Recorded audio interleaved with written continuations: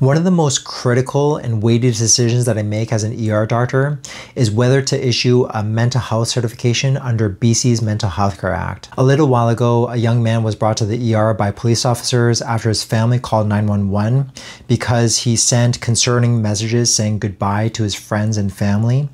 And after the police had searched for him, they found him kind of leaning over the railing of one of the local bridges. He told me that he wasn't suicidal and that he just needed fresh air, but all the other information that I got and his body language told me a different story. And here's the difficult thing.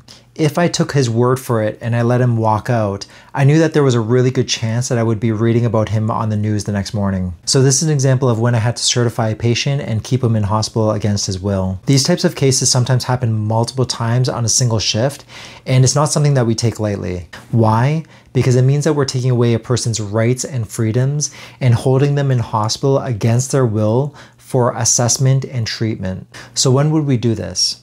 First of all, if someone is experiencing a mental health crisis and is at risk of harming themselves or others, for example, they have suicidal or homicidal thoughts with a clear plan, that is a clear instance where we would certify them. Another instance is if someone is at serious risk of mental health deterioration without immediate care.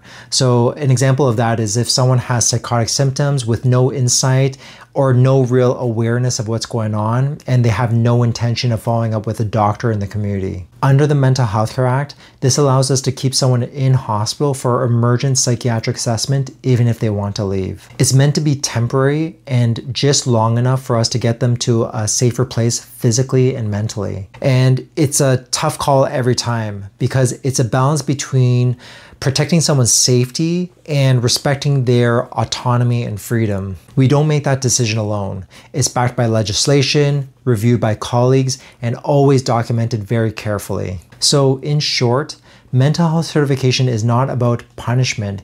It's about keeping people alive long enough to give them a chance at recovery.